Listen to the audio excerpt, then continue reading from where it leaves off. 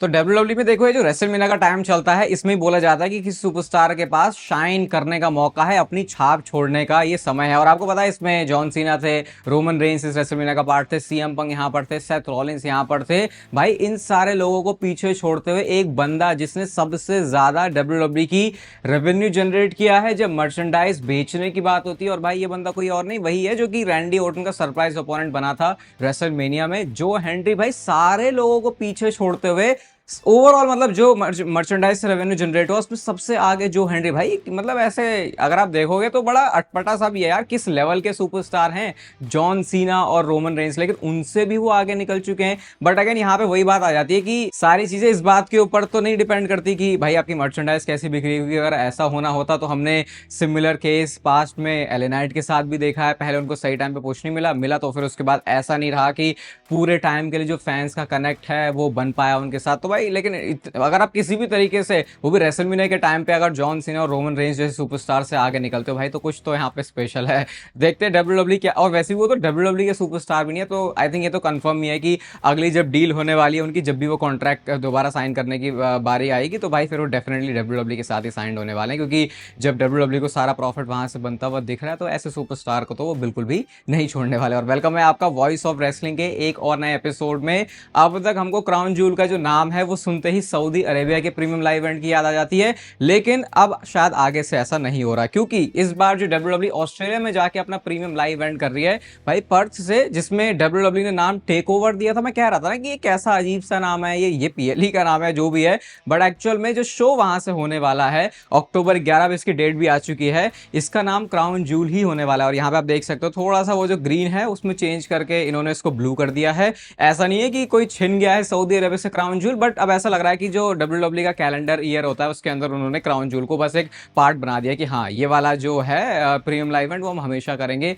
बाकी अगले साल आपको पता है 2026 में डब्ल्यूडब्ल्यू 3 प्रीमियम लाइव इवेंट करवाने वाली है वहां से, क्योंकि अगले साल की जो रॉयल रंबल है वो भी क्राउन जूल से होगी। बाकी क्राउन जूल से पहले 10 और 13 तारीख के जो रॉ और स्मैकडाउन के शोज हैं वहां से डब्ल्यूडब्ल्यू रॉ और स्मैकडाउन भी करने वाली है। और डब्ल्यूडब्ल्यू यहाँ पे ऐसे हाइप भी कर रही है कि ये लास्ट टाइम होगा कि जॉन सीना ऑस्ट्रेलिया में कंपीट करेंगे। तो शायद मतलब अब तो आने वाले आप मान सकते हो सारे ही शोज इसी अराउंड बिल्ड होने वाले हैं कि उस वाले शो पर जॉन सीना क्या कर रहा है, ऑब्वियसली क्योंकि अब उनका आखिरी साल है, तो जितना मजा लूटना हो वो इसी साल में हम लूट सकते हैं जॉन सीना से। पता नहीं आप लोग इस नाम से कितना फेमिलियर हो गए, लेकिन अगर आपने थोड़ी बहुत भी ऑल एलीट रेसलिंग देखी है तो शायद आपको इस नाम के बारे में पता होगा, जेफ कॉब, जो कि अब पहले एडब्ल्यू सुपरस्टार थे, लेकिन अब उनके बारे में डर्ट शीट्स ने रिपोर्ट करना शुरू किया कि वो डब्ल्यूडब्ल्यू के मेन रोस्टर में आ रहे हैं। वो बात कंफर्म हो चुकी है। जस्ट डब्ल्यूडब्ल्यू शायद अब किसी एक जो है परफेक्ट जो स्पॉट है उसका वेट करे। और वैसे भी आपको पता है रेसलमेनिया के बाद डब्ल्यूडब्ल्यू का नया सीजन शुरू होता है जहां पे अलग अलग सुपरस्टार्स आते हैं, तो वैसा कुछ सिमिलर आप एक्सपेक्ट कर सकते हो। अगर थोड़ा बहुत नहीं पता जेफ कॉब के बारे में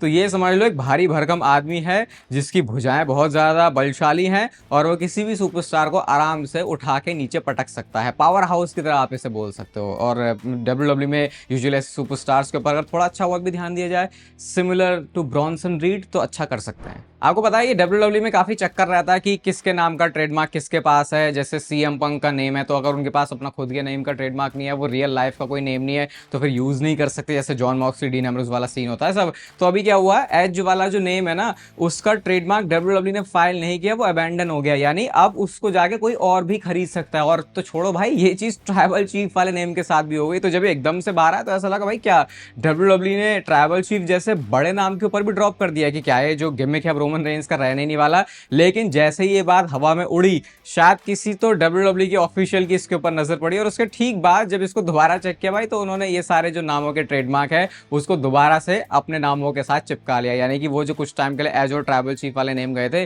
अब वो दोबारा से डब्ल्यूडब्ल्यू की ही प्रॉपर्टी हो चुके हैं, उसको रिवाइव कर लिया। तो एक मिनट को ऐसा था, मतलब अगर इस मौके के बीच में एडम कोपलैंड ने, जो कि वैसे तो अब कोप ही हो चुके हैं, थोड़ा मौके का फायदा उठाया होता तो शायद वो एज वाला जो नेम है वो यूज कर सकते थे। आप इसे ऐसे भी देख सकते हो कि क्योंकि सुपरस्टार अपने जिस नेम से पॉपुलर होता है वो चाहता नहीं है इतनी आसानी से कि वो उसे छोड़े, अनलेस वो उसका खुद का ही नेम है जिसको वो आगे डब्ल्यूडब्ल्यू में, सॉरी, रेसलिंग रिंग के अंदर प्रोफेशनली यूज कर रहा है। बट जो भी है, अभी फिलहाल थोड़ी देर के लिए मौका था, बट फिर डब्ल्यूडब्ल्यू ने ट्राइबल चीफ और एज दोनों जो नेम है उसको दोबारा से अपने ही अंडर कर लिया। पता नहीं इस बात के ऊपर कितना ज्यादा बिलीव करना चाहिए, बट होगन ने अब कुछ कमेंट किया है ब्रॉक लेसनर के 2012 के रिटर्न के बारे में। आपको पता है ये जो रिटर्न है वो कितना लेजेंडरी रहा है, अगर आप इससे WWE की हिस्ट्री के टॉप 5 रिटर्न्स में भी डाल दोगे तो मतलब कोई ऐसा शौक होने वाली बात नहीं, क्योंकि इतना बड़ा, इतने बड़े तरीके से उसको दिखाया भी था।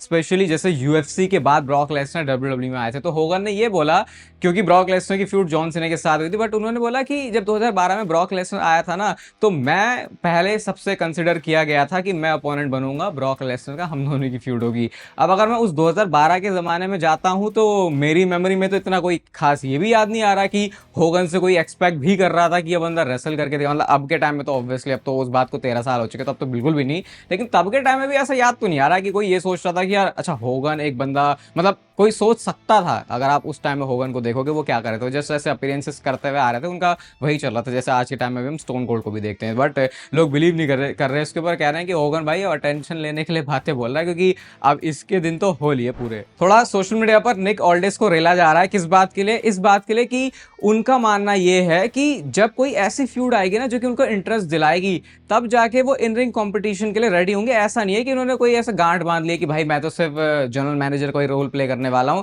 अब आपको पता है अभी रेसलमेनिया के टाइम पे इसी बात के रूमर्स, बहुत ज्यादा रूमर्स बोल लो, स्पेकुलेशन बोल लो, जो भी है, कि निक ऑल्डिस और रैंडी ऑर्टन का मैच होगा। तो लोग ये बोल रहे हैं कि अच्छा ये रैंडी ऑर्टन के साथ जो मैच है वो निक ऑल्डिस के इंटरेस्ट के लिए इनफ नहीं था, मतलब अब इस बंदे को और ज्यादा क्या चाहिए। बट आई थिंक इसको दूसरे तरीके से भी देख सकते हैं ना, ऐसे कि शायद निक ऑल्डिस चाहते होंगे कि एक प्रॉपर प्रोग्राम पहले शुरू हो, एक स्टोरी लाइन हो। ऐसा नहीं भाई कि किसी बंदे की कमी थी तो क्योंकि मैच रेसलमेनिया में है और रैंडी ऑर्टन के साथ है तो वो इजीली अग्री भी कर ले इसके ऊपर। इवन अगर आप पूरा पास्ट का करियर उठा के देखोगे निक ऑल्डिस का, तो वो बहुत ज्यादा अच्छा रहा है। ऐसा नहीं है कि आप उनको बोल दे कि चल ठीक है भाई तू आगे बढ़ जा। और अगर आप देखोगे भी तो स्टिल वो काफी अच्छी शेप में तो है। अगर WWE उनको जस्ट अभी कोट, उनका जो सूट बूट है उतार के रिंग में खड़ा करते तो सारे लोग बोलेंगे भाई ये बंदा तो चैंपियनशिप मटेरियल के हिसाब का लग रहा है। तो आई थिंक ये कुछ हो सकता है। बट जितनी हाइप इन्होंने इसके अराउंड बना दिया, आई थिंक वो बड़ा कूल मूवमेंट होगा जब एकदम से अपना सूट वूट उतार के निक ऑल्डिस आएंगे, क्योंकि अब तक उन्होंने सब वो रिजर्व करके रखा हुआ। एक बार भी उन्होंने निक ऑल्डिस को अभी जब से वो आए हैं वैसे लुक में देखा नहीं है, तो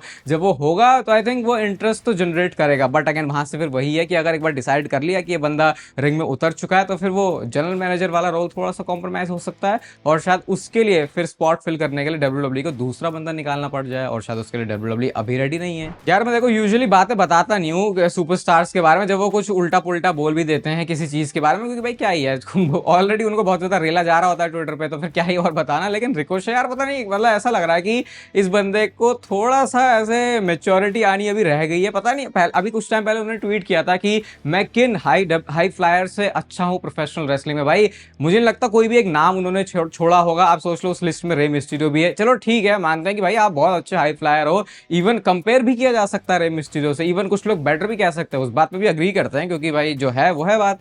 लेकिन जब आप ऐसे उसके बारे में ब्रैग करते हो तो यार वो थोड़ा अटपटा लगता है। और अब तो उन्होंने ये बोल दिया कि जब मैं WWE के लिए काम कर रहा था ना, मैं प्रोफेशनल रेसलिंग के लिए अपना जो प्यार है उसको खो चुका था। अब जब मैं ऑल एलीट रेसलिंग में आया हूं तो मुझे दोबारा से अपना वो प्यार मिल गया है प्रोफेशनल रेसलिंग के लिए। एक तो भाई साहब तुम वैसे ही बहुत सेंसिटिव मुद्दा छेड़ते रहते हो, ऊपर से जब तुम इस डिबेट में घुस जाते हो ना जहां पे WWE एक साइड में हो जाती है और अगेंस्ट में ऑल एलीट रेसलिंग हो जाती है, भाई फिर तो समझ लो तुमने अपने लिए एक परमाणु बम तैयार कर दिया है जो कि अब फूट चुका है तुम्हारे सोशल मीडिया के कमेंट सेक्शन के अंदर। एग्जैक्टली यही चीज उनके साथ हो भी रही है। इवन समंथा जो कि उनकी रियल लाइफ में पार्टनर है, मतलब थोड़ा काफी नेगेटिव माहौल बन गया मेरे ख्याल से। समंथा को थोड़ा तो बताने की जरूरत है रिकोशे को कि ठीक है भाई आपने नाम अच्छा खासा बनाया है, तो जो बना बनाया नाम है उसको मतलब ऐसे बेकार है बर्बाद करने की जरूरत तो नहीं है। वो भी ऐसा काम कर गए जिससे तुम्हें कुछ मिल भी नहीं रहा सिवाय गालियों के। मैंने आपसे बोला था ना कि एक बार John Cena 17 time world champion बन जाएंगे तो फिर शायद रिक फ्लेयर को थोड़ा उनसे ज्यादा बार का चैंपियन दिखा देंगे, कि दोबारा से वो डिबेट चलती रहेगी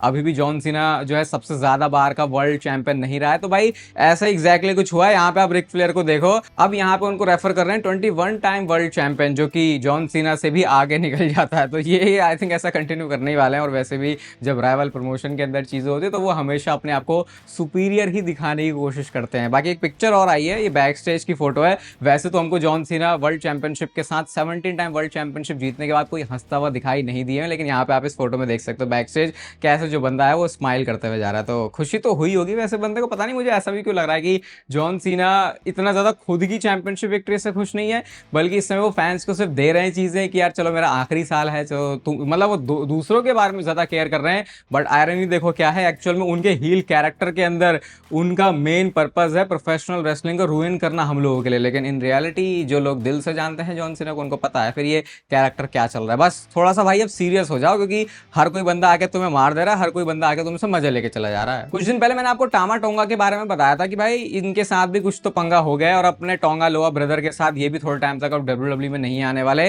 अनडिस्क्लोज्ड इंजरी कुछ तो है उनको, बट अब पता ये चला है भाई कि वो इंजरी थोड़ी सी सीरियस भी हो गई है, और ऐसी सीरियस हो गई है कि शायद टामा टोंगा पूरे 2025 साल में ही नहीं आने वाले, और वो सीधा 2026 में ही आएंगे। ये आई थिंक बहुत बड़ा एक सेटबैक सा भी होगा उनके लिए, बट फिर भी अगर आप ब्लड लाइन को देखोगे तो वो भी तितर बितर हो चुकी है। आई थिंक टोंगा लोआ जिस टाइम पे गए थे वो ज्यादा बकवास था, अभी तो ब्लड लाइन के ऊपर इतना फोकस भी नहीं हो रहा। और मैं तो ये भी देखने में इंटरेस्टेड हूँ कि अब दोबारा से जब ये सारे बंदे आ जाएंगे, तो अगर टोंगा लोआ और ये टामा टोंगा ब्लड लाइन में नहीं है, तो फिर डब्ल्यूडब्ल्यू के पास इनके लिए क्या प्लान्स हैं? क्योंकि जो डब्ल्यूडब्ल्यू का पहला बड़ा पर्पस था इनको लाने का, वो तो इसीलिए था कि ये ब्लड लाइन को और एक्सपैंड कर सके, ताकि वो blood line versus blood line जैसी कहानी बने। तो आई थिंक वापस आके फिर इनका रियल टेस्ट होने वाला है कि ब्लड लाइन से अलग होके भी क्या फैंस इनमें इंटरेस्ट लेंगे। अच्छा, वीडियो की स्टार्टिंग में तो हमने बात करी कि किसने सबसे ज्यादा मर्चेंडाइज बेची है, जिसमें जो हेनरी का नाम था। लेकिन 2025 के इस अप्रैल के महीने में अगर आप देखोगे गूगल में सबसे ज्यादा किसके नाम को सर्च किया गया है, तो आई थिंक सरप्राइज तो कोई भी नहीं होगा। अब यहाँ पे लिस्ट में टॉप करते हैं जॉन सीना, एंड ऑब्वियसली उनका डब्ल्यूडब्ल्यू भी एक रीजन है, और वो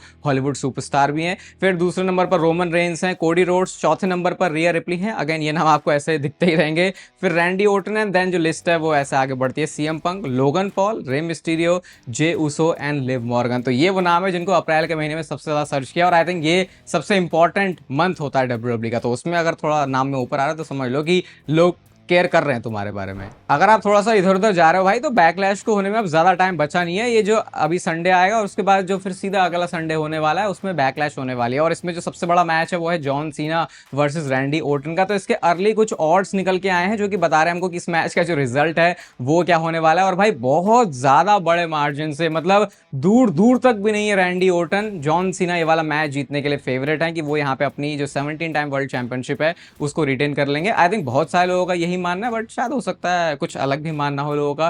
प्रिडिक्शन वीडियो के लिए आप लोग चिपके रहना, जो कि हम बैकलैश के टाइम से थोड़ा पहले ही डाल देंगे। बाकी वीडियो अगर आप यहाँ तक देख रहे हो तो भाई तो इसको लाइक जरूर कर देना, चैनल को सब्सक्राइब कर दो ऐसे और मस्त डब्ल्यूडब्ल्यू से रिलेटेड कंटेंट के लिए। बाकी तब तक फिर लेते रहो जिंदगी के मजे।